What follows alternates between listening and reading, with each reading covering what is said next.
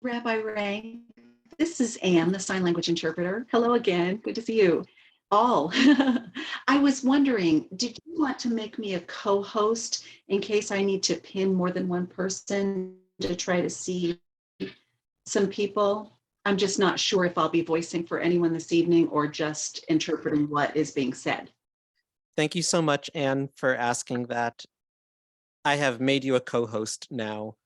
In just a moment, I'm going to pin you and me, and I will do my best to pin anyone else who is speaking after I've finished some opening words. At this time, I'm going to pin Anne, and I'll pin myself too. And is anyone experiencing any technological difficulties? I presume you can all see or hear or both see and or hear me. Is that correct? Great. Well, thank you so much, everybody. I think that it's important for us to begin with a bracha, because this is an appropriate time for a blessing, for acknowledging the newness of this moment. This is my first time seeing so many faces that are here tonight, though I'm happy to say I've seen almost all of these faces before, and it's just wonderful to see and to re-see so many again. But this is a real Shehecheyanu moment. Shehecheyanu, we say when it's the start of something new, something exciting, but what the word Shehecheyanu really means is that we have been given life and we have been breathed life into in order to reach this moment. And we'll say the bracha, we'll say the blessing, and afterwards I will explain just how much it has taken for us to get here. Baruch atah Adonai Eloheinu melech haolam shehecheyanu v'kiyamanu v'higianu lazaman hazeh. Blessed are you, our Lord, ruler of all space and time, who has given us life, who has stood us up in this moment, and who has brought us to this very moment. Amen. Amen. Just a few months ago, we didn't know if we would be able to say Shehecheyanu as a Hebrew seminary community. And what I know about the Hebrew seminary community today is so different from what I knew about the Hebrew seminary community in April. When I was younger, I had heard about this cool rabbinical school in Chicagoland where some rabbinical students had learned and some rabbis had learned how to serve deaf Jews, but I knew nothing of the inner workings of the institution. And at this point, although I've been part of the Hebrew seminary family for just a short time, I can't imagine my life without every aspect of Hebrew seminary that I have come to know, that I've come to learn, that I have come to love. And I'm grateful to each of you for having brought me into your lives. And I'm grateful that you are each in my life and that we together are a community that is here for serious study of Torah, for bringing loving kindness into the world, and for understanding that the doors can always be opened just a little wider. We always have to keep those doors open wider and wider. I regret that I never met Rabbi Dr. Douglas Goldhammer, Zichrono Livracha, may his memory be for a blessing. I'm so sorry that I never got to meet him in his lifetime. Through each of you with whom I've had the pleasure to share a one-on-one conversation or a group conversation, he's come to life to me in so many ways, and he was a larger than life character, and in ways that even all the stories that I've got and still can't put together the whole puzzle. His presence here is deeply felt tonight, deeply missed, deeply loved. And without his love and without his belief in us and our belief in his vision, we wouldn't be here. We wouldn't have 30 years of history to our name. And I'm grateful to be here in this 30th year of Hebrew Seminary. God was given this question. God created a universe. God gave a few rules to just a few people. They couldn't follow those rules. Adam and Eve were told, don't touch that tree. They touched it. Not too many rules, but they messed it up. A few generations go by, a few more rules come around, and God says, what has come of this creation that's supposed to be in my image? Can't they just be a little more godly? Can't they be a little more divine, a little kinder, a little more respectful? I worked hard making all of this. And God does something that I've seen many a toddler of my own do, which was to build something beautiful and then smash it down in a moment of great anger. And that's the story of this week's Torah reading, with which we opened the parasha of Noah. The story of Noah is a story where God decides we can't go on like this, but God understands that we also must go on. Something broke in God's vision, and still God made the decision to at least work with something that had been there. God finds little examples of each of the species that God created, puts them all on a big boat, except for the marine animals. They had a loophole. But they've got all of these animals, all these humans who are on a boat, and they're going to make a new civilization together. And any moment that we as a people, that we as a species, that we as a community, we as a family, we as any group, here are matches. Whenever we make that choice that we're going to go on and we're going to rebuild, it's a holy decision that we make. It's a divine decision we make. It's a godly decision we make. And it can be scary to have that much power. But we are here together to know that there is nothing to fear because we have been granted a foundation of love on which we can continue to build. I'm so grateful for Hebrew Seminary and all of us being a part of each other's lives. I am so ecstatic to be with each of us here, with each of you. I'm so glad that we can all be together. I want to share with you all, while we're all in this boat together, and we're going to come off of this boat, and we're going to build something new, but we're going to build something that we'd seen before, and it'll also be new, a little old, a little new.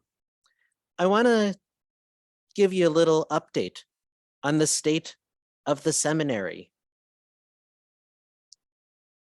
Right now, our rabbinical school has, to my knowledge, 7 rabbinical students. I was just on the phone with Rabbi Chen. Rabbi Chen is a dear friend. Rabbi Chen is absolutely golden. And without her assistance, even in trying times in her recent personal life, she has been an absolute pillar of support for me. And I just don't know what I would be doing in this role without her. But Rabbi Chen and I were just on the phone. We were counting students, each of them wonderful. We have 7 rabbinical students. We have 4 auditing students. These numbers might sound small. The truth is, for a long time, we have been a small institution. I'm not sure if there has been a time, though I'd be happy to be corrected in the chat or otherwise, if there's been a moment when we had more than 7 rabbinical students simultaneously in the school. Is it probable? It is probable that we had more auditing students at a certain point. That may have been a different atmosphere. And that atmosphere has shifted dramatically with 2 big changes that the seminary underwent. One was unique to the seminary, and one was something that the whole world experienced. The whole world, of course, experienced the pandemic, COVID-19, reducing in-person meetings, in-person classes are fewer.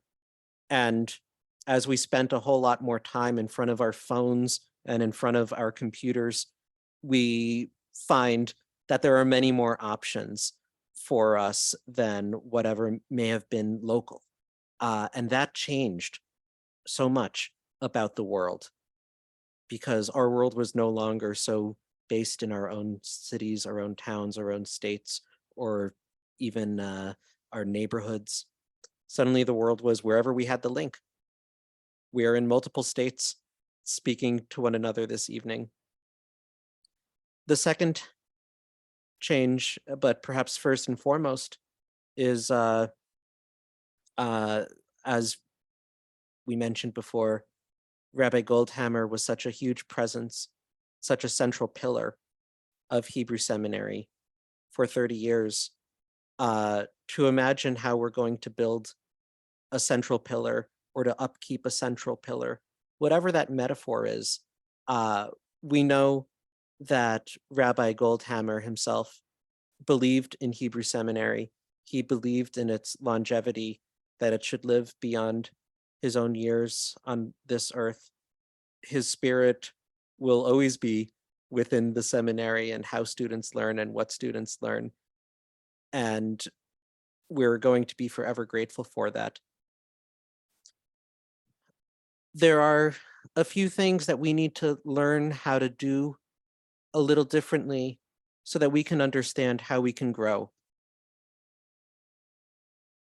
When someone is choosing a rabbinical school today, the options are many. Some rabbinical schools are primarily in person. Some are primarily online. As a default, for the past 2 years, we have been primarily online. This is something that we can explore, that we can change, that we can find some combination of online and in person. It's very hard to put the genie back in the bottle, though, of course. We have students on the West Coast, on the East Coast, in the Midwest, and it's hard to fit everyone in a classroom that size physically. But we nonetheless still have a good roster of students in Chicagoland and students who want to move to Chicagoland. I have 8 prospective rabbinical students that I've spoken with over the course of the last 2 months, and there are more to come as I continue to reach out in different communities, different Hillels, different different unions for students with special needs and different campuses. I'm going to continue to make sure that more and more people learn of Hebrew Seminary. And I trust that you also are doing that. You're here tonight because Hebrew Seminary has given you something, and you have given Hebrew Seminary something that we all love. And how could we not spread that love with the people who are dearest to us, with the people who we know can be the leaders of Judaism tomorrow, today? We want to share that. We want to spread that. We will, and we do. And I want you all to be my partners in this. And I'm so grateful for all the partnerships that I've already felt from all the one-on-ones that I've had with so many of you and the group conversations I've had with so many of you. There are two major efforts right now that I believe will help us as we define what is special about Hebrew Seminary. One is the Torah we study, and two is how do we open those doors wide to the yeshiva? Towards that end, one of my major projects has been a twofold project. Right now, we have two groups with whom I'm meeting on with some regularity. The first group is a curricular renewal committee. The curricular renewal committee is composed entirely of rabbis who are very much a part of the Hebrew Seminary family. Rabbi Shari Chen, of course, we all know. Rabbi Dina Bodian, an alum of Hebrew Seminary, and fascinatingly enough, my neighbor in Massachusetts, really in the same town, a mere coincidence. Rabbi Cantor, my misreading of that. Rabbi Dr. Lawrence Edwards, that's Larry, here tonight with us. So happy to have him with us. Rabbi Tirza Bat Levi Israel, also on our curricular renewal committee and also an alum of our institution, and Rabbi Deborah Nesselson, also an alum. Rabbi Marcy Rosenbaum, also a musmechet and a professor at Hebrew Seminary, and Rabbi Daniel Vaisrub. Rabbi Vaisrub, beloved teacher in our school. So glad to each of them and for each of them being here with us in this work of renewing what is our curriculum. This curricular renewal committee work is going to be, it's going to take a little time. It is going to be in search of the right balance of the old and the new. It's going to be finding things that we know work and things that will surprise us if they work. And we are exploring so much. It is no secret to say that the Curricular Renewal Committee recognizes, in some respect, we are more than just a rabbinical school. We have had so many students come here to audit, to learn with beloved teachers, sometimes because the teacher was so beloved. Sometimes they came to learn specific skill sets because the skill set was so necessary. But not all of these skill sets necessarily need to end up with a rabbinic ordination. So is it possible that we can offer more than just rabbinic ordination in the future? And I want to believe, and I'm very happy to say that soon, we'll say in the present tense, yes, absolutely. We will be offering far more than rabbinic ordination alone. There's such a need for that in the Jewish world. Not everyone who wants to lead wants to be a rabbi, but everyone who wants leadership and wants to be trained in their leadership should have a path and should have those doors open. So how do we open those doors? How we open those doors, that's where the work of a diversity, equity, and inclusion advisory council comes into play. Many of the members of the Diversity, Equity, and Inclusion Advisory Council that I have assembled are also part of the Hebrew Seminary family for years, and some are just joining our family now. These members include Rabbi Menachem Cohen, whom we know, a beloved professor at the seminary, as well as a musmach, an ordinee of the seminary. There's Susan Cohen, who is the president of the Jewish Deaf Resource Center. There is Rabbi Capers Funyeh, a beloved rabbi in Chicagoland, serving Black, Hebrew, Israelite, and Jewish seekers from not only in Chicagoland, but also with a connection to the Israelite Academy, which has trained many Black leaders in the Jewish world as well. We also have Rabbi Tirza Bat Levi Israel, as also mentioned, a professor here and a musmechet of our institution, an ordinee of the school. We have Rabbi Cantor Dr. Rob Jury, who an incredibly accomplished musmach, ordinee of the institution, as is every musmach of our institution. Everyone who's come through Hebrew Seminary has been very accomplished, but some people have more titles than others, which is just fascinating. But so happy to have Rabbi Jury part of this conversation. And Rabbi Emily Aviva Caper-Mater, who is involved in a variety of online outreach, Jewish social media initiatives, and is herself a trans rabbi, has seen discrimination in many different forms, and I think we'll have a lot to add to how do we clear the path better for those who might face obstacles that she's faced. Matan Koch of Respectability, a Jewish disabilities rights advocacy group. He is their head, and he's a wonderful teacher.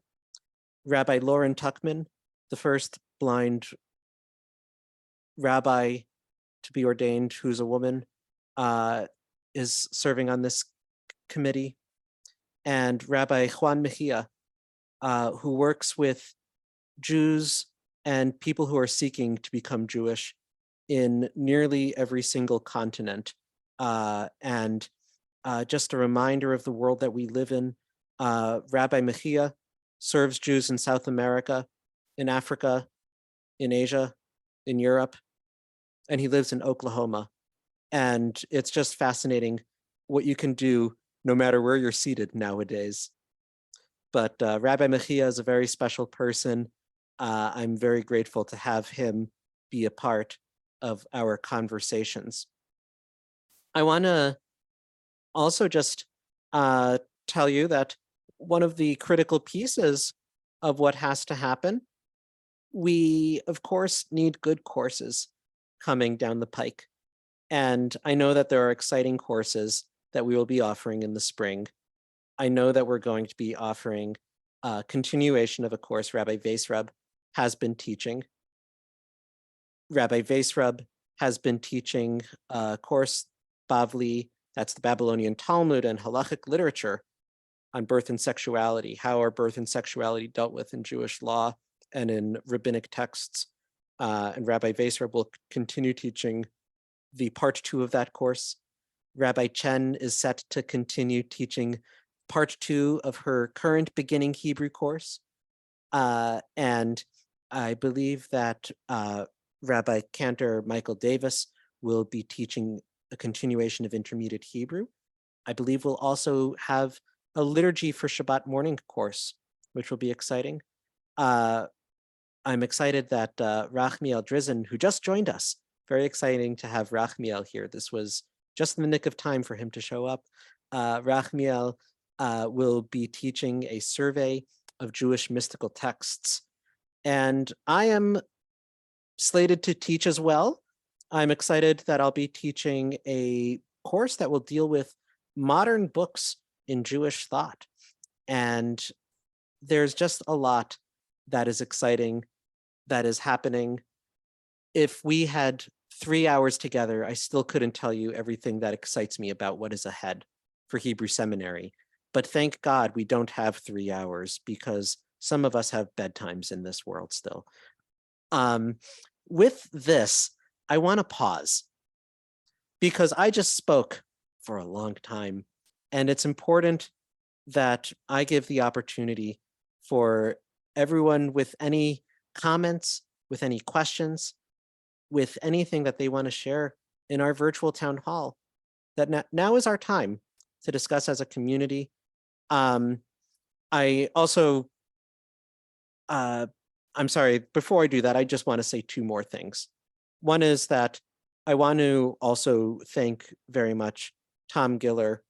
Tom has, if you know just a little bit about what Tom does, there is truly no way to know all the things that Tom does as a volunteer for Hebrew Seminary, but the hours are many that he puts in every single day. I think that he might actually have more hours in the day than the rest of us, but Tom just is a tireless volunteer without his partnership, I don't know how I would be able to do what I'm doing in my role. And Rabbi Chen, the community, you may have all seen or heard or read or heard of the announcement that Rabbi Chen, and if folks have questions about it, or Rabbi Chen would like to say anything, of course, she can add in more on this. Due to recent health issues and recent reevaluations, Rabbi Chen is moving, and I believe these were Rabbi Chen's personal evaluations of how does she want to be spending her time. There's so much holy work that you can't always do when you're the executive director, but there's more holy work sometimes to be done when you can be more interacting with the community and when you can be teaching more classes. I'm so excited that Rabbi Chen will have that opportunity to bring her voice into the community more, into this new role. I'm sad to see her leaving the executive director position, but I think that I couldn't ask for a greater dean of students to be coming in starting this January, and I'm just excited to have her. Those were just 2 final pieces I wanted to say before I finally open up for questions and comments. You can raise your hand. That may be the most civil way to do things, but if I don't notice your hand up, you can just unmute and talk.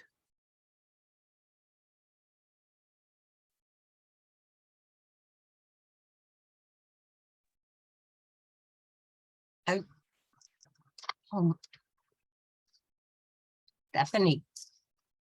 Oh, sure. Stephanie, go ahead. Unmute. I'd like to say good evening. I'm Stephanie Cutzen. I am not a rabbi, but I'm blessed to still be asked to teach the courses that are consistent with my background as a social worker, as a counselor. I teach courses in Jewish context of psychological issues, and I just want to say to still be part of the seminary is indeed a privilege, and to look at my former students with great love and appreciation, and all folks that continue. Joan Golder, who I started my first work as on the board, and all of you that have been teachers and guides. And it is a privilege to still be with you all. Thank you. Thank you so much, Dr. Cutzen, for joining us tonight. Sure. I have heard that your class this semester, by the way, has been very impactful, and I've only heard wonderful things, so I'm very excited to have you teaching this semester. Class is human psychological human development in a Jewish context. But thank you for that affirmation. Thank you so much. And I'll just say also, of course, Joan is one of several board members here we have this evening, and without the board, of course, we couldn't be here. And I'm grateful for everything that the board is doing, both at meetings and behind the scenes, and in email exchanges. There's so much that goes on. It takes a village, and sometimes it takes several villages to come together. But I want to thank everyone for what you bring here. Feel free again to raise your hand. I Rabbi wanna- Chen. Okay, so I see here my good friend, Joan, I love you and miss you. Hopefully we'll get together for pizza soon. And my students, my colleagues, my chavruta, Debbie, who I was so blessed to be ordained with. Marcy, who, when I needed somebody to come and help me teach adult Hebrew, stepped in and did it and schlepped all the way. And Ben, oh my God, to see how you've grown. It's just, Dina, I hope you well, miss you. Or Tom, you know, Rivka, my God, some of the classes, but you know, the rabbis I've worked with. I thank all of you. You know, this has been my year from hell in so many, many ways, but thank God, still here. And I will miss, I thank all of you that have supported me, helped me get through this, and everyone. And working with the students is always what I've enjoyed doing. If I've been a teacher for longer than I've been a rabbi, it's another kind of teacher. And seminary, we all become rabbis for different reasons. We all relate to Hebrew seminary for different reasons. I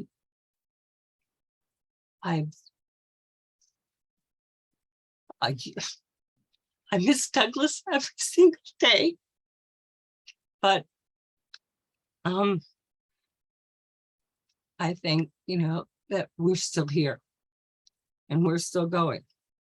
And if anybody wants some books, come by the library. We got a lot of books still. Oh God. And I thank you guys for, you know, being there for me, and for Jonah, you know, welcoming me. And I hope that we survive. Things are changing. The world's changing. Rabbinical schools are changing. And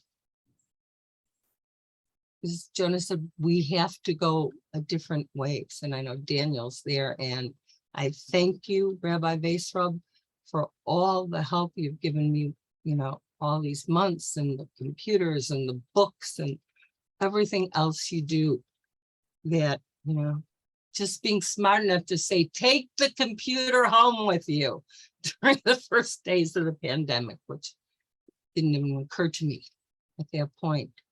We have unbelievable students, people who've accomplished so much, and we have so much to be proud of our rabbis, of our graduates, of our students, of our faculty. Stephanie, I would not be a rabbi if it wasn't for you.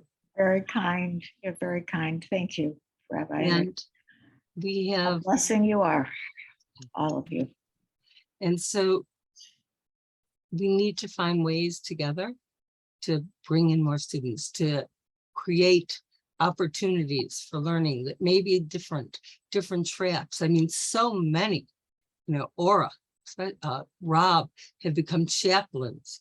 Menachem's taken, you know, spirituality. There are so many different ways and different things, and interfaith and welcoming people. It's the diversity, and the world is changing. And I think that we can remain vibrant. We can remain current. Maybe we're not going to be going the exact way that we started, that Rabbi started 30 years ago, but that doesn't mean that Hebrew Seminary won't go on. That we won't find. We have unbelievable faculty, and it's nice that you all came here. Tom has been doing a lion's share of the work for I don't know how long at this point, but it's time for us to work together. You know, we've survived, and I don't want us to just survive. I want us to thrive and grow and to fit the needs. Go ahead, Tom, I'm done. And thank you, and I love you all, and it's beautiful just to see your faces. And there's Shulamit. It's wonderful. Hope the grandkids are all good. Thanks, Sherry. Thanks, everyone, for being here. It's wonderful to see everyone and to all be together, if just on Zoom right now. But I would like to, well, we've got this great group of people with knowledge, experience, great judgment, great passion for our mission, to hear two topics in particular that I think are linked and core to what how we can survive and thrive.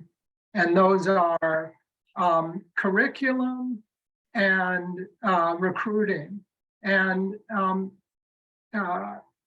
by curriculum, I guess, I'm not an educator, I'm not a rabbi, but I think this is sort of a unique opportunity in our history to take, and also because of what people have alluded to, the changing times, to take really a look from A to Z at what we're about, what we're trying to do here, what values we want our students to have, what skills we want them to have in the current learning environment. Is a 5-year program the right length of time? What should be the mix of online and in-person learning?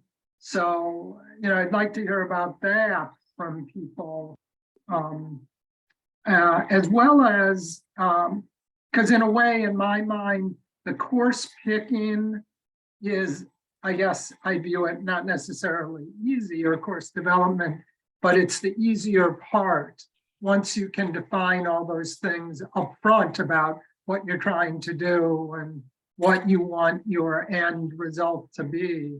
You can then slot in the classes. So I'm interested in hearing from people about that, as well as about how and where we should try to find students. Thank you, Tom. So Tom, just to recap what you said, you're curious in this space for people just to share tips on recruitment and thoughts on our own curricular imaginings and hopes. And just to iterate also a little differently, because I should have said this, but just because I couldn't put everyone on every committee, but I want everyone's opinion. So I'm grateful for anyone with the opportunity to speak up and to share. So please feel welcome in this space to share what thoughts you might have, and especially in response to Tom's questions or anything else that's on your mind. We're thinking of curriculum, we're thinking of recruitment. How do we grow, and how do we grow as learners once we're inside? I have a question of Tom.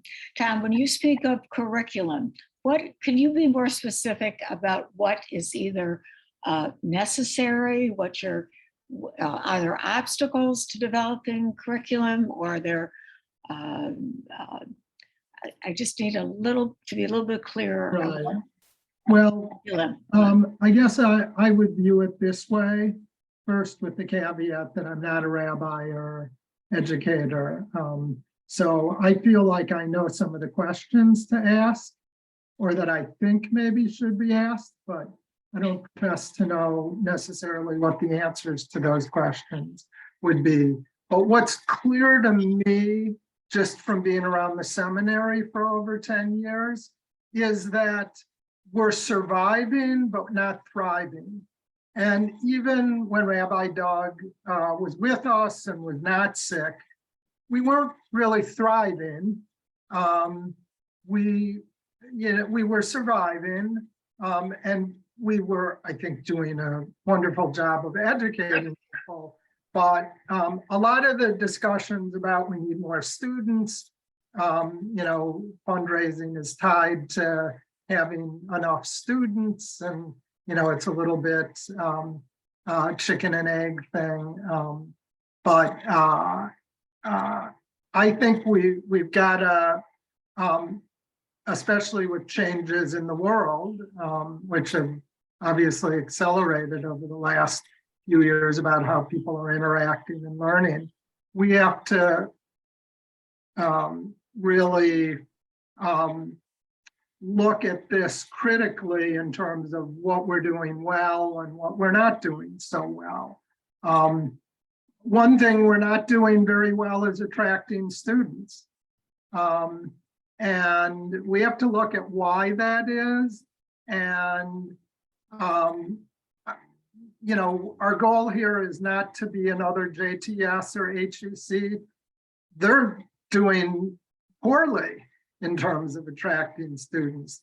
They're losing larger percentages of their student body than any other rabbinic seminaries. But I think we can learn from what other seminaries are doing that seems to be working. It doesn't seem to be working from what where we see gaps, whether it's a sort of pre-rabbinic program to get people ready for more advanced studies, or I don't know. But I'm definitely interested when we've got everyone together hearing from people what they all think, because we have a lot of ability to change as a small organization. We can be pretty nimble. We're not bureaucratic. We don't want to become bureaucratic. So if we think we should be doing something different, we should be able to do that, within the realities of cost and all of that. So that's, I guess, what the best way I could answer your question, Stephanie. What attracts students? What are the criteria that, think if attracting more students during a period of loss of or attrition, what ideas are there for attracting more students? What will it take? And Stephanie, are you addressing your question to Tom, to everybody, to me? I think that to everybody. I'm a university professor, and I know that it's a very strong effort on an annual basis to attract students. And I'm just looking, I guess, at everybody, because I think we all have perhaps ideas. So everybody. Yeah, please do chime in if you have experienced either deciding to go to a school or telling someone to go to a school and hearing them respond. I'm sure that you've had these sorts of conversations or have heard of these conversations. Yeah, Rabbi Senker. First of all, I'm so excited to see all of you because I'm so far removed from this. And I notice as I look around the room here, we represent different generations of students from times that I was not there yet. Debbie and, well, I don't have to name everybody, but we're different generations, and just the same as generations in a family have memories of their childhood that are totally different depending on birth order. Or, you know, I remember mom and dad this way, and my sister 10 years younger knew a completely different set of parents. So all I want to contribute is that when I was a student, a couple of things I was frustrated that that there wasn't money for financial assistance, no matter how good your grades were, and that we weren't accredited. And I know I've heard the issues, but those are some things that I think could facilitate people being able to afford to come. And not only that, but perhaps I remember one year when we had the Jewish festival out in the park,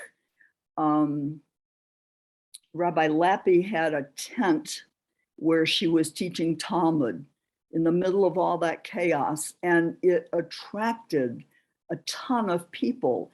And to me, marketing includes buzz. And so I'm throwing some things out without ideas for making them happen, but I know that people are hungry for touching the material that we all so yearned for. And I was so lucky to be able to be in the learning environment of the seminary. Marcy, we share that. And the last thing I'd like to say is that I don't know if the curriculum has changed, and I don't know that it needs to do this depending on the student's reasons for coming to the seminary. But if a person is trying to become a pulpit rabbi, they need to learn pulpit skills. People like Marcy, with your storytelling and your ability to write, and Rabbi Edwards knows how pitiful my ability to write is, but getting that experience and exposure, even under the knife of a grade, to write sermons and to teach curricula at different levels. Rabbis make a living doing that stuff. And we didn't have practica. There was no placement for that. And a lot of us have acquired those skills later, but I'm suggesting that the people who may still be yearning for this training, even in their later years, like some of us, Hebrew Seminary has such potential to create various buckets with goals and curricula to meet those goals. And one size doesn't have to fit all. So now I've free associated long enough. I'm going back into my mute. Rabbi Senker, all those associations were great. I saw the connections. So I'm really grateful. I want to just respond to a few points that you brought up, Rabbi Senker, just to give more details and updates. One of my goals at Hebrew Seminary is accreditation. I believe that accreditation will make financial viability for student careers all the more possible, with state student assistance and with tuition assistance federally also becoming available once we're an accredited institution. It also helps reassure a prospective student that we are meeting some kind of standards for internal and external review that help us ensure that we're on board with what's happening in this seminary world. That is a goal of mine. I want to be very clear, though, in saying this next part about that goal. I have read online that it takes only 2 to 4 years to become accredited. I will be surprised if it takes 2, 3, or 4 years for us to become accredited, because I'm sure that there are bureaucrats and I'm sure that there are all sorts of obstacles that we cannot begin to foresee that might slow down that process just a little bit. So if we haven't become accredited by next week, please don't be too alarmed. It's going to take a little bit of time, but the Jewish people have waited a long time for all sorts of things, temples, messiahs, Israel, it's taken us a long time and we haven't lost our hope fully yet. I think that we can wait and work together. The other piece, Rabbi Senker, that I heard you mention I just wanted to address was that piece of practica and internships. One of the pieces I'm really excited about with Rabbi Chen's new position, which is on every level bittersweet, that she is entering this new position. Rabbi Chen, I know, shares this value with each of us, that we want to see our rabbinical students have these more hands-on opportunities than have been offered to Hebrew Seminary rabbinical students in the past. And I believe that Rabbi Chen will be an important partner with me as we look for opportunities for students, not only in Chicagoland, but across multiple states, to find the synagogues, the hospitals, the chaplain, the CPE training groups, and any variety of institution, day schools, anything where we can have our students be more hands-on with their learning. So that is very much a priority. I recognize that I can't speak to everything, nor should I. I see Rabbi Cohen has their hand up. Rabbi Cohen, you can go ahead and Sure. share. And if we're gonna use honorifics, please, Rabbi Menachem. Sure. Yeah. Rabbi Menachem. I think most of us here probably are that way, if I remember correctly. I'm sure we all have ideas of what we think students need and what the school needs to do, but we have new students and we have prospective students right now, a handful of them. And I think we need to ask them, what attracted you? Why would you want to come to school? And what do you want? Instead of guessing or having different views, we can go right to the horses, so to speak. That was all I had to say about what do students want. I mean, I think that's all I have for now. Sure.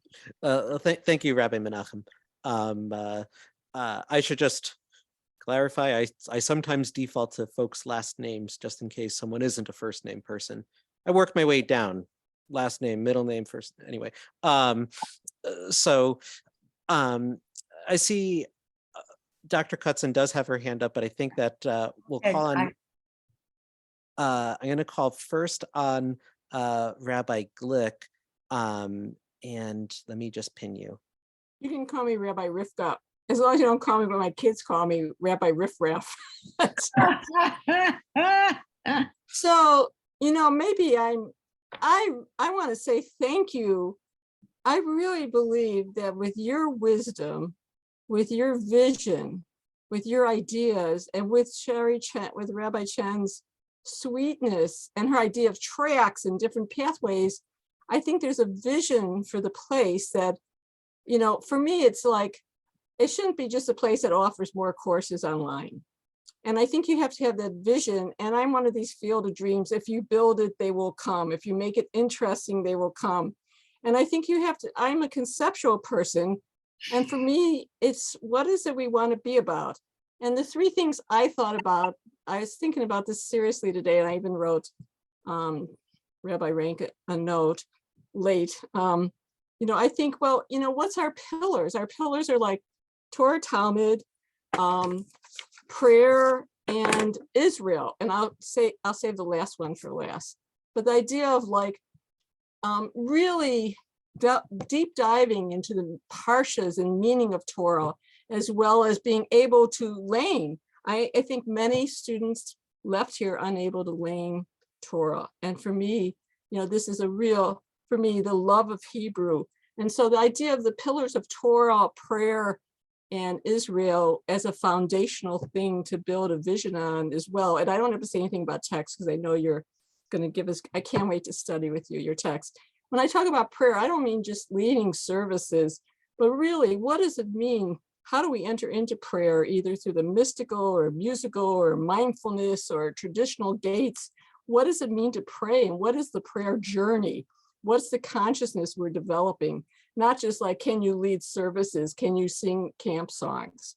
And then the final thing about Israel, and this might be a little bit far reaching, but all the other denominations send their students to Israel.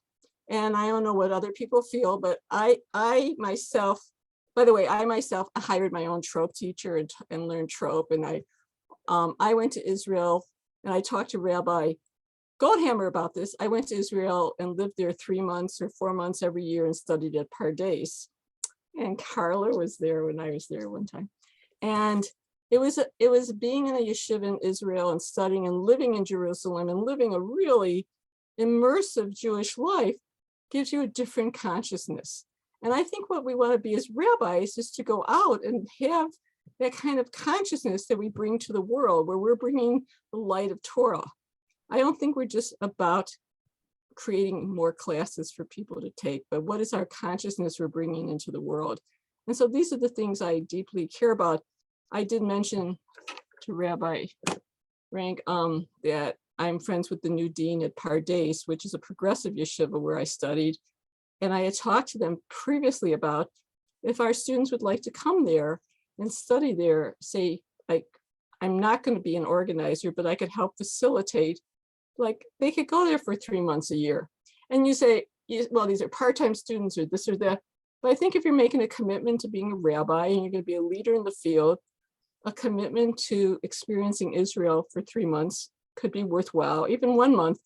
And I could help arrange that kind of study at Pardes if somebody wanted that. And there might be, some people don't have funds. Maybe we could get funding for that. It's not very expensive to go for 3 months, by the way, and housing is cheap. So I think the pillars of what the foundation is, what is it you're building? I really like your vision, by the way, Joan. I really appreciate you're bringing that kind of spirit, not just more classes. And then also the last thing is, I love the part about being part of the greater Jewish community, accreditation. I go to the Chicago Board of Rabbi meetings. I'm not a very institutional person, by the way, but I go to the Chicago Board of Rabbi meetings and I let them know what Hebrew Seminary is. And many of them haven't heard of it. But if there's a question, I speak up to, if I have something to say. I don't just speak up to hear my own voice. And so the idea of being part of the greater Jewish community through accreditation, being part of the Chicago Jewish, festival, being part of the Board of Rabbis, I think our rabbis should be there and show a presence. So these are just some ideas, and maybe it's too, way up in the air, but I'm a dreamer, and I really liked how you began what you did tonight. And I thought it was a wonderful vision and a wonderful energy you bring. And I support you in all your endeavors, you and Shari. Can I, Shana? Absolutely. Rabbi. And yes, Thank you. and thank you so much, Rabbi Rivka. And here comes Rabbi Chen. All right, so I wanted to answer some of the questions that you guys have brought up about what brought our students to us, what brought our current students to us. A lot of the time, I know, like for Marcy, for myself, for Debbie, back in the day, we had our families. This was a second career. This was doable. We could be there. We could learn. I was entrenched in B'nai Shalom anyways, but we were able to go. A lot of our students come to us because one of the most beautiful things I ever read was what Ezra wrote about why JTS turned him down, because his husband wasn't Jewish and they wouldn't allow him. to become part of that community. I know Marcy, who was killing herself as a nurse and doing everything else in this world, was still trying to go to JTS. Back in the day, we had a relationship, and Nachum went to and was sadly went in Manhattan when 9/11 happened and altered his life. So our students come to us for different reasons, different careers, wanting to learn, wanting to experience. Some don't fit into what is, typical ideology. Some came because they heard Rabbi speak and they were inspired by him and his belief and his faith and what he wished to accomplish. Some were deaf and there was no other place for them and no other seminary welcoming of them at that point in time, like Ellen Roth. I think Dina was in town, and as I said, I was talking to Rabbi Rank earlier, and Dina knew sign language when she came to us. I was like, unbelievable. So people come to Hebrew Seminary for different reasons then and different reasons now. I know Ben and Jordan, he heard about us. He met Rabbi Weisfeld. Different people come, but things are different nowadays. Part of what I want to do in my new role, and a lot of you here I'm going to be calling upon, is I'd like to create a mentor program for our current students with many of you who have done this. I mean, Marcy, you've done all different things in the field. I mean, Menachem, Ora, we have some unbelievable teachers. We have some unbelievable don't even get me. I mean, everything that Rabbi Nesselson has created over these years and creating from scratch before anybody else was about a synagogue, not in a synagogue. And Menachem with Mitziut. We have so much talent, so many unbelievable, what Rabbi Rivka's done with spirituality, we have so much that we can offer. And it would be wonderful if we can help impart that knowledge. Some people, as Tom talked earlier, even JTS, HUC, people aren't gravitating toward the rabbinate anymore. And now there's so many options, whether Aleph is now under the accreditation or a different program that Lisa Ann, who is one of our auditing students, is going to. There is so much and so many choices. So what we need to create is, if you want to be a pulpit rabbi, and not everybody wants to be a pulpit rabbi nowadays, it's not, trust me. Don't want to even go there, but there are other ways. And what we need to do is provide a chance to, my God, I remember, Ben, the first Hebrew class I ever had, and you were reading Torah at Hanjay Emmett for the holidays this year. Oh my God. I'm so proud of you and so many of my students and what they've accomplished. Our students are wonderful. But we have to provide some other things, and we have to be able to allow us to find something for everybody who maybe does not want to be. As Rabbi Weisfeld and I have had many talks about, people are going away from synagogues, but they still want lay leadership. They still want spirituality. They still want, to be able to reach, to teach, and so much intermarriage within the Reform movement. There's got to be a way to meet the needs of these new families that are not the typical Jewish families. You don't have to be a member of a congregation as you know, Debbie's taught everybody to have a Jewish wedding or a funeral or a b'nai mitzvah or a baby naming. And there are so many, as Linda has done for so many years, there are so many retirement communities that are in need of parachaplains, that are in need of people to come out and just lead services for them. It would be so wonderful if we can help create those opportunities as well. We've always had welcomed people that weren't welcome the other, but we can do something, and we can be serving, you know, Rabbi's vision and serving God, and it doesn't have to be through a traditional 5-year program. And I think Rabbi Vaser wants to say something.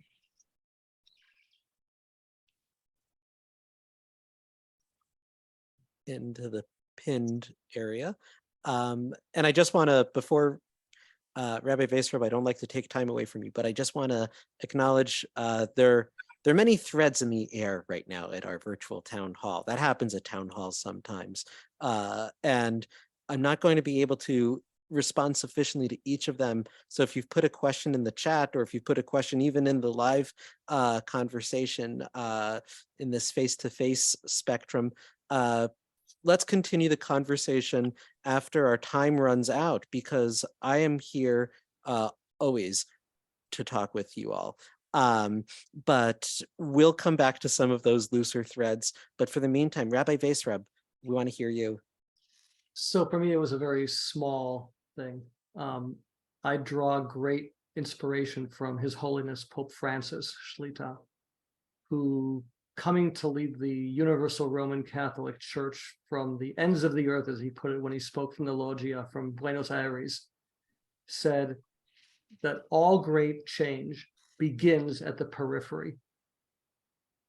So for better or for worse, Hebrew Seminary has been, and arguably still is, on the periphery. That's good. In fact, that's great.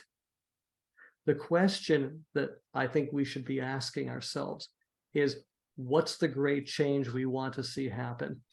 I look at what's going on in the movements and I see failure. I look at what's going on in the institutional academies and I see failure. So why would we want to imitate failing institutions? So the question I think we should be asking ourselves is, what's the Judaism or the Judaisms we want to see in the next century? And how do we help train the next generation of rabbis to make that happen? That's all I got to say. Rabbi Vaser, thank you for that beautiful articulation of that question, and of also this charge, right?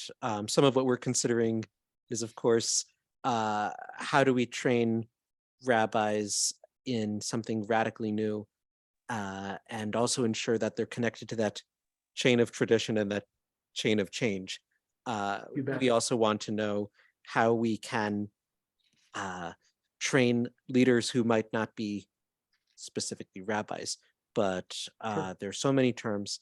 But I did see, I wanted to respond just a little bit to what Rabbi Rivka had shared earlier. There are a few different thoughts, and I know I'm not going to be able to respond to each of them, but you brought up a very fascinating point that I've thought about quietly, but haven't spoken about much, which is that experience of learning in Israel, which for me in my own studies was deeply transformational.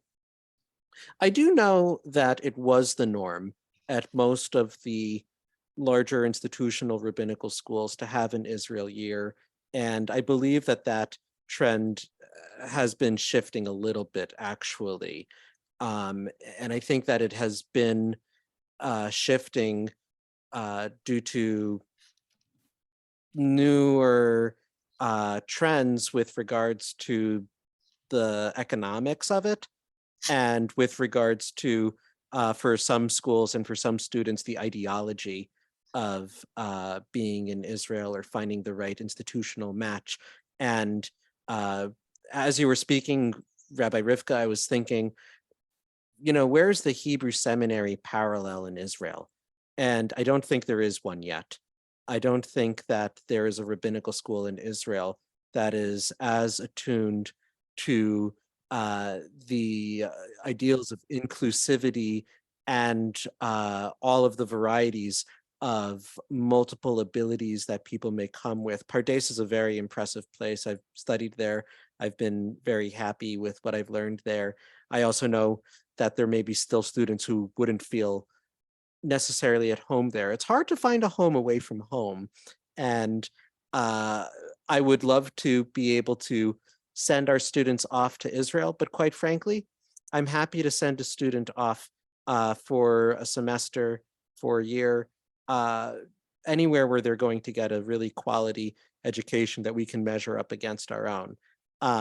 Rabbi Bodian, I know, studied at JTS during her time as a rabbinical student at Hebrew Seminary, just to sort of get in a different mode, a different modality of her education. And I know that when I was speaking with Rabbi Jury recently, he shared with me some time that he spent studying in Israel. Rabbi Rivka, you mentioned studying in Israel. So there are lots of different places where we can study. And one of the big pieces that I'm working on right now also is partnerships, finding institutions both in Chicagoland and more broadly across the United States. And maybe at some point we'll cross the ocean or cross the national boundaries. But for now, I'm looking within the United States at who will be our partners. And I've been speaking with the heads of different Jewish institutions to find out what is it that you do, and here is what we do, and how can we do what we do together so that we can all grow together. There is no need for the Jewish world to be particularly siloed, and there's a lot of infrastructure that gets lost along the way when we're so focused on exclusively ourselves. But the truth is that we will build best when we can share some bricks with someone else. And I mean that very much metaphorically, of course, but we do that literally as well. B'nai Shalom has been a wonderful physical home for us for 30 years. And being able to sit down together at a single table is a beautiful thing. I did see Dr. Cutzen was going to say something almost 40 minutes ago. That's all right. I'm putting it, I'll tell you, I'm putting it in the chat. My request was for you, Rabbi Jonah, to perhaps do a summary of the accreditation needs. What are the requirements? Because my sense is within this team, there may be some of us that can help get this process. You said it could be 4 years, and it seems as though you are taking this on. But I'm wondering if we knew what that consisted of, maybe some of us could provide some time or energy in helping get that process going further. Thank you for that question and potential offer.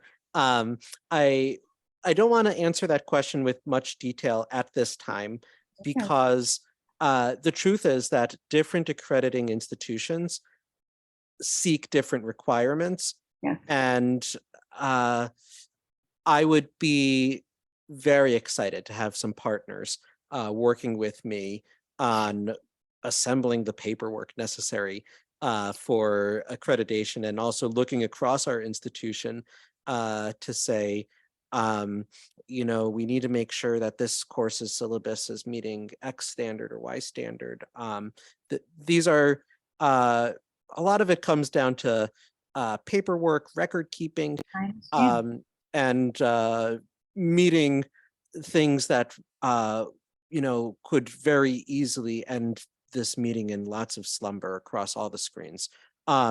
So let's, well, if you'd like to be a rabbi, just we'll talk separately, but Dr. Cutzen for now. I know I should call you Stephanie, but Please. let's, maybe you and I can schedule a one-on-one together and you and I can explore this together. I know that you are a person who explores systems. Indeed, indeed. I'd like that. I would like to commit to that. Yes, I would love that too. So let's find a time. Yeah. And Rabbi Menachem, I know you remembered your second thing. So I'm excited for your second thing.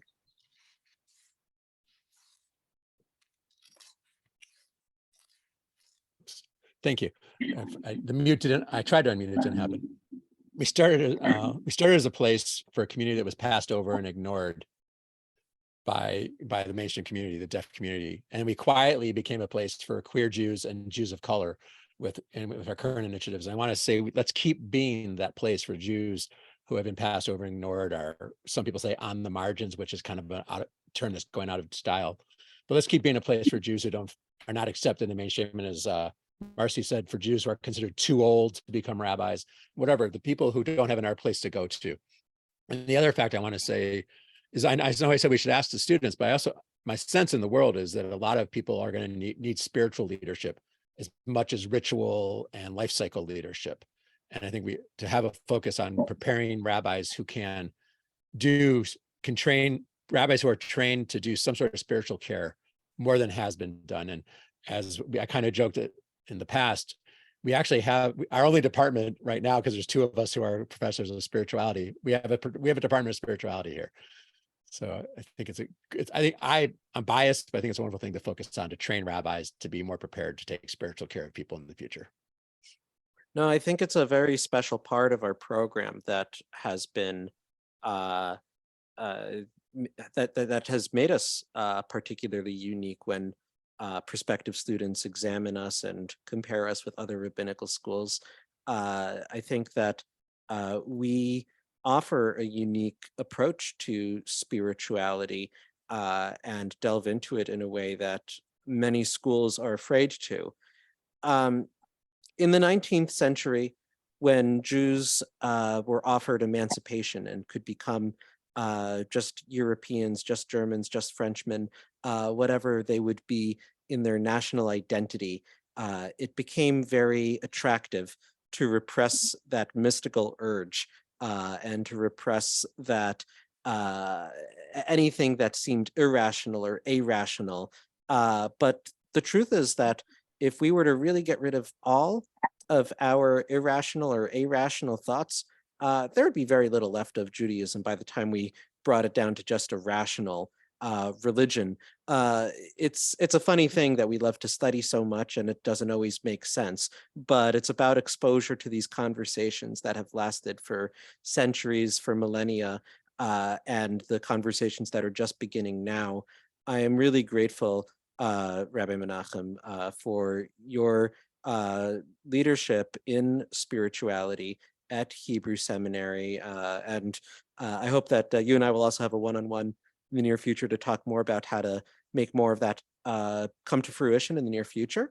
And Rabbi Israel also, I know, has been an essential implement in making all of this come to be. And we have many teachers here with I'm not even going to name everybody because I'll leave someone out by accident, but I just know that there's so much wonderful teaching that could happen from any of the Zoom boxes here.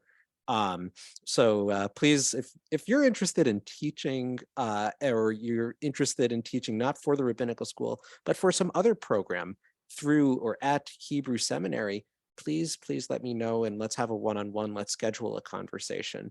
I'm going to call on Rabbi Vaisrub again. I see that he's got a second hand. I do.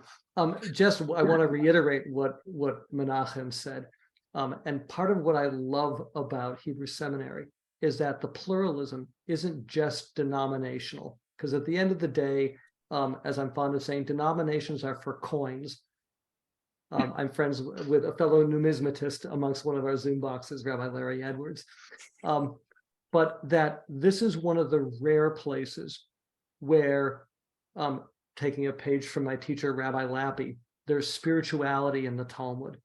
In fact, I would argue that's a primary of it, that you can draw inspiration from Moses Rabbeinu, Moses Maimonides, Moses de Leon, Moses Mendelssohn in the same place.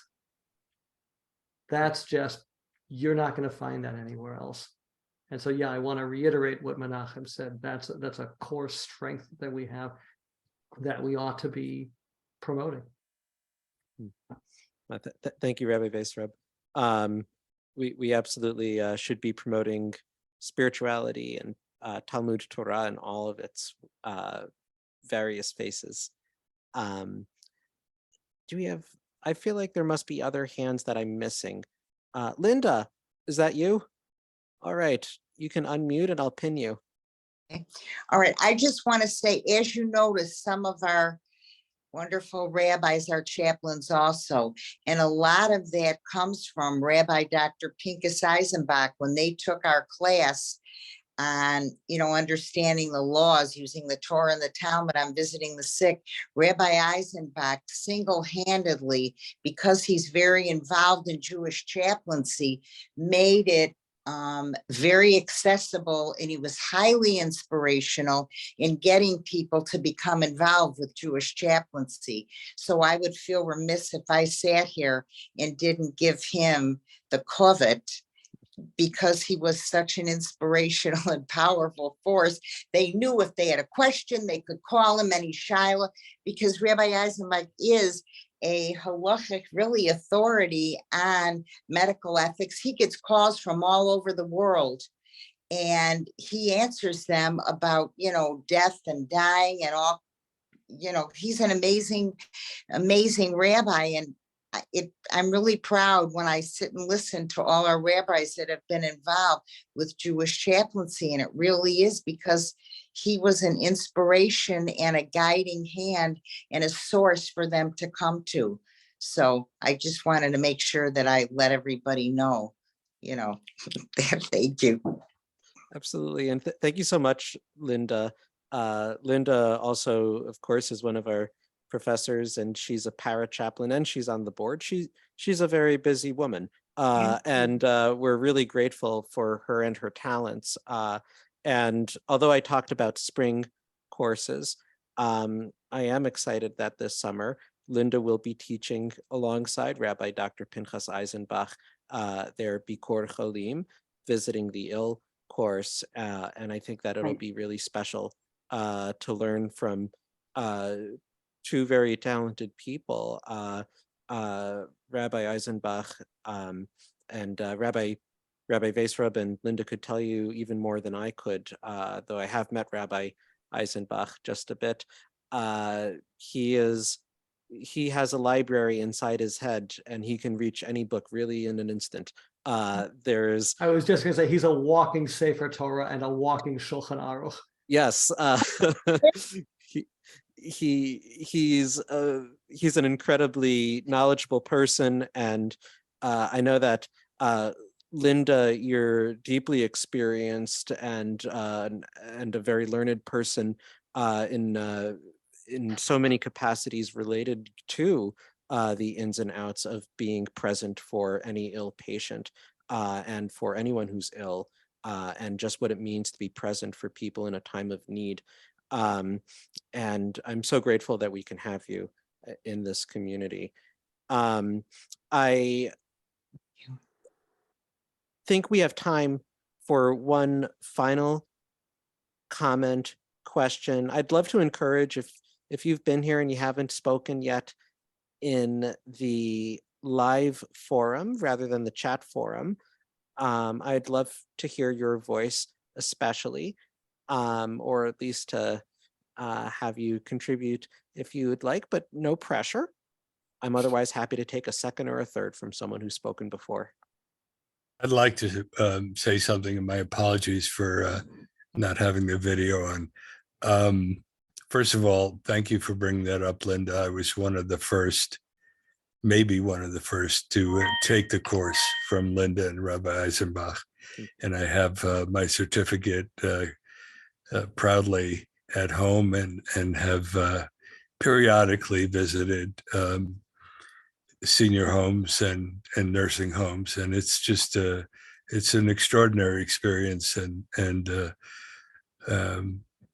Rabbi Eisenbach and Linda Clark make an amazing team. What I wanted to contribute was, and it's been said here before this evening, there's so many opportunities to, when you're a rabbi, aside from being a pulpit rabbi, and not to rock the boat, because we've already gone through a name change from Hebrew Seminary over the Deaf to Hebrew Seminary, but the word rabbi and the word seminary to many have a particular connotation. And I think one of the things that we need to do, whether it's in the website or in announcements or really even in article form, which I may start soon when I have the time, to describe the myriad opportunities that our ordinees have taken advantage of, aside from pulpit rabbis. And we need to focus a little more. Maybe I can talk to Becky and on how to get that message out and de-stereotype the word rabbi and the word seminary. Sure. Alan, thank you so much. And also, I just want to acknowledge, Alan, I've been thinking of you and your family at this time, and hoping you're all doing well. We're working on it. Yeah. But I also want to just highlight one very important word that Alan said, which is Becky. Becky Edelberg is a vital part of our team, making Hebrew Seminary possible on so many levels. She, our marketing and development manager, she's just such an important person for our team, and I've been really grateful for her assistance and for her leadership in so many areas. I'm really grateful to have Becky Edelberg be a part of the community. She couldn't be here tonight, but I have a feeling that she'll watch this later. This is why we record. So if you missed it, you can still be watching it. But Alan, I think that there is a destigmatizing or a redefining of what's a rabbi, what's a seminary. Some of those words might frighten people or conjure images that some people don't want or do want. And I think this is when we bring in new kinds of leadership. And some people will embrace that title of rabbi. Some people will, there are many people who have gone to rabbinical school and never accepted that title rabbi for whatever reason. But I am proud of what we do. I am proud of the rabbis that we've ordained. I am proud of what we are going to do at Hebrew Seminary. And Linda and Dr. Cutzen and Rabbi Edwards and Rabbi Senker and Tom and Alan and Ben and Rabbi Vaisrab and Rabbi Nesselson, Rabbi Rosenbaum, Rabbi Cohen, Rabbi Rivka, sorry, Rabbi Menachem, that is, and Rabbi Chen. I'm just grateful for each of you being here tonight. This thing we call Hebrew Seminary, with its many arms and its many hearts that really all beat for a more loving world, and that all aspire for us to do even more of what we have done, and for us to build on who we have been and to become something new as we look ahead, not backwards to the last 30 years that have been miraculous, but to the next 30 years that will also be years of blessings and miracles and wonders all the same. I am really excited that we get to be collaborating here together. And I wish that I could thank everybody sufficiently, but please know that everyone here and many people who are not here have done far more behind the scenes to make us who we are than we can truly comprehend in a single moment. Thank you all very much. Really, Shehecheyanu, we've made it to this moment, and we have many moments to live for still. And I know that we're not just surviving. I know that we are on the path of thriving. And with all your leadership, with all your partnership, we're going to get there. It's 4 minutes past. I think that means we have to really wrap up. So for Jewish time, that's pretty good. Pretty good. We you will continue the conversations. Please email me for a one-on-one if we haven't had that yet, or if you want a second one or a third one or a 15th one. Let's talk and let's make all of this happen and build and grow. Thank you so much, everybody. Thank you all for your leadership. And thank you, Anne. Anne, you've been a wonderful interpreter tonight. Thank you so much. Thank Good you night. all. Thank you. Yasher So koach. good to see Yasher you. koach. Rahim to you. Thank you. Good night. Good night. Lila Tov. Laila Tov, Rabbi Senker.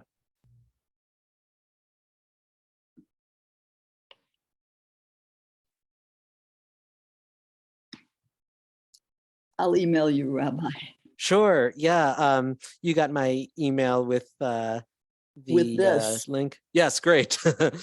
Excellent. I will reach out. Thank you Great. so much. Thank you so much. So Bye. different. Thank you. Yeah, absolutely. Good night. Good night.